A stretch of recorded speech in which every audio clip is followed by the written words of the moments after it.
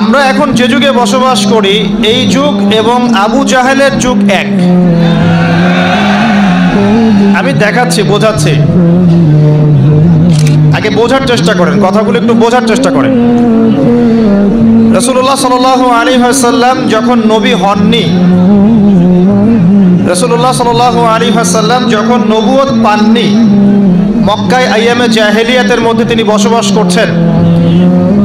আমরা ওই যুগটাকে আইয়ামে জাহেলিয়াত বলি না। কেন বলি? আমি কয়েকটা কারণ বলছি। আমরা ওই যুগটাকে আইয়ামে জাহেলিয়াত বলি এই কারণে যে ওই যুগে গোত্রীয় হানাহানি ছিল প্রকট। বিনা কারণে বা খুব সামান্য কারণেই মুসলিম, তখন তো মুসলিম ছিল না, মানুষের মধ্যে আপোষে হিংসা, বিদ্বেষ, কলহ, বিবাদ, মারামারি, কাটাকাটি, রক্তক্ষয়ী সংঘর্ষ লিপ্ত থাকত। এটা ছিল আইয়ামে জাহিলিয়াতের অন্যতম একটা সেরা জাহিলিয়াত। এখনকার বিশ্বের দিকে আপনি যদি তাকান, আপনি দেখবেন ধর্মতাত্ত্বিকভাবে হোক, পলিটিক্যালি হোক, অথবা জিও পলিটিক্যালি হোক, আমরা এই একই সুন্নতের উপরে আছি। এখন আমরা আপোষে মুসলিম আপোষেই রক্তক্ষয়ী দীর্ঘস্থায়ী সংঘাতে লিপ্ত আছি না? আছি। দেখুন, আমি দেখাচ্ছি আপনাকে।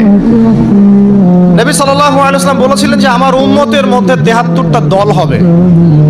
আমার উম্মতে মুহাম্মাদের মধ্যে কয়টা দল হবে? ৭৩টা। বনু ইসরাইলের মধ্যে দলাদলি হয়েছিল ৭২টা, আমার উম্মত একটু বেশি হবে ৭৩টা। এর মানে এক্স্যাক্টলি ৭৩টাই নয়, এর মানে হচ্ছে অসংখ্য দল। নবী সাল্লাল্লাহু আলাইহি ওয়াসাল্লাম বলেছিলেন যে কুল্লুহুম ফিন্নার, এদের প্রত্যেকটা দলই জাহান্নামে যাবে, ইল্লা মিল্লাতান ওয়াহিদা, একটা মাত্র মিল্লাত বা দল বাদ দিয়ে। কিলা, নবীজিকে বলা হলো মান হিয়া ইয়া রাসূলুল্লাহ, হে আল্লাহর রাসূল সাল্লাল্লাহু আলাইহি ওয়াসাল্লাম, সেই নাজাতপ্রাপ্ত মুক্তিপ্রাপ্ত দলটি কারা?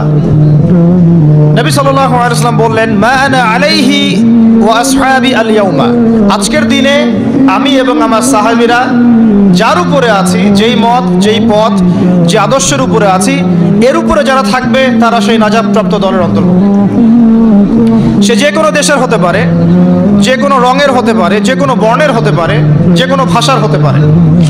রং, বর্ণ, গোত্র, ভাষা এসব সাম্প্রদায়িকতার ঊর্ধ্বে যে ব্যক্তি আল্লাহ এবং তার রাসূলের আনুগত্য করবে, নবী সাল্লাল্লাহু আলাইহি ওয়াসাল্লাম এবং সাহাবীদের তরিকা অনুযায়ী চলবে, ইনশাআল্লাহ সে ব্যক্তি জান্নাতে যাবে, সে যেই হোক না কেন।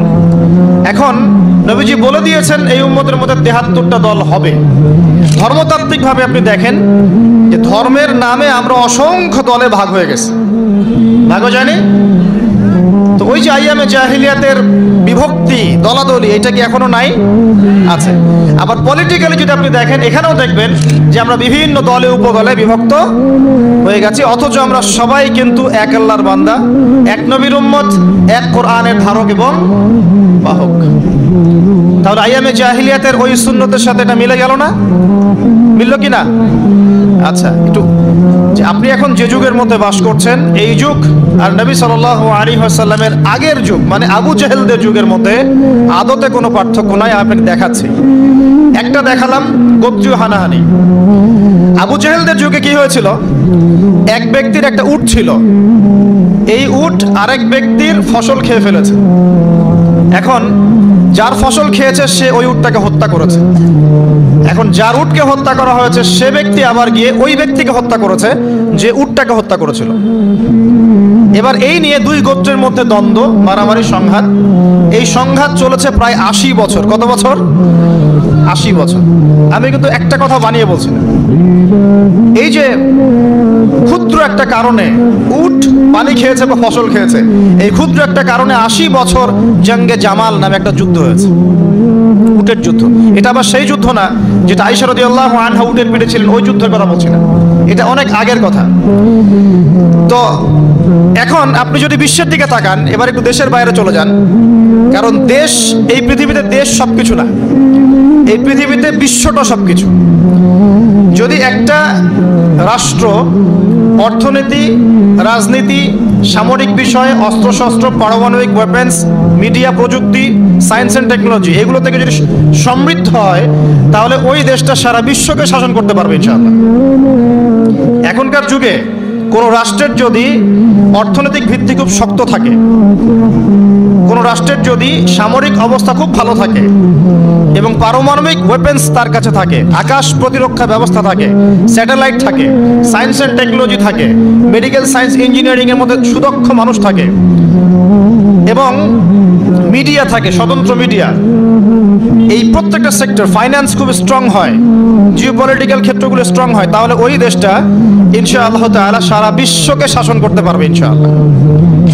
এখন শুধু ক্ষুদ্র পরিসরের চিন্তা না, একটু বাইরে যান, দেখবেন কি এই ঘরের কোনায় আপনি দেখবেন যে শুধু একটা সভ্যতা, পশ্চিমা সভ্যতা, এদের হাতেই সারা বিশ্বের কোটি কোটি মানুষের রক্ত লেগে আছে।